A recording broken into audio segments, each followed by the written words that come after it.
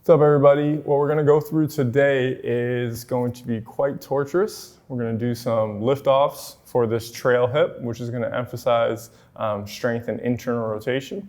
And then we're going to do a passive range hold.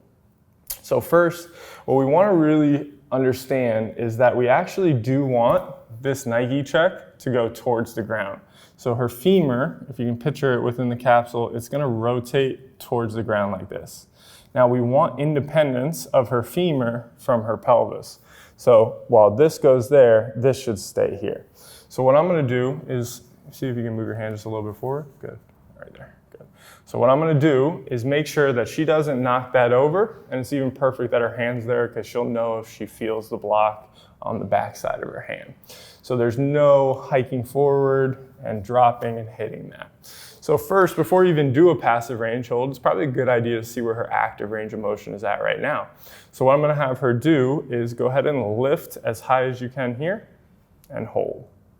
Good. So you see any more than that, this will start to go forward and we'll start to kind of compensate. So you can go ahead and relax down there. So now when I see that, that doesn't mean I'm going to pull her all the way to here and let everything just compensate forward. That's not really a good training strategy, right? So the other thing that we can do before we even go into the passive range holds is, say I had an ankle weight, say I had a plate, just like you're going to put on a barbell, or even just if I'm the coach, I can use my hand. So what I want you to do is give me a good breath. Exhale, irradiate, get nice and tight everywhere, and then just start to fire into me as hard as you can. Give me a 10 seconds maximum effort. So what I can do, just like a post-action potentiation, if you're kind of working on your vertical, we can really fire up the nervous system and get her to use as much of this as possible before we even go into the rep, and relax. Good. So if it's on the ground, it's not in her end range yet, because we saw her end range was more towards here.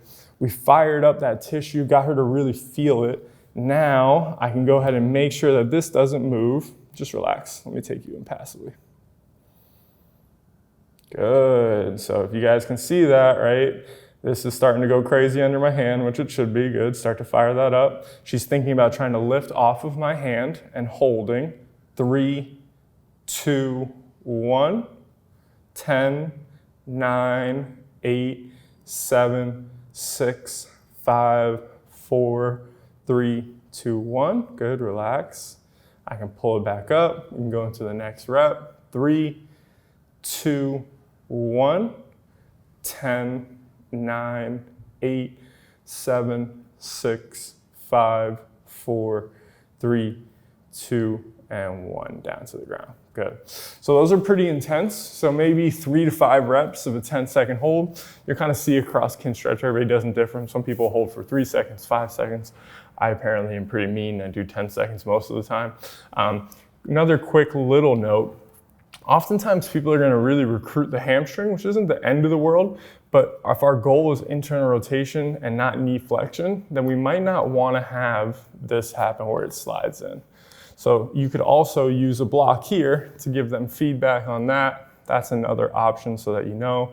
And then the other thing that we really talked about in detail is, again, you want to make sure that you're not just jutting forward and doing that. If someone wasn't able to get any of the correct movement going on, I would regress them and take them out of the half 90, maybe just put them in the 990, or even find a better regression.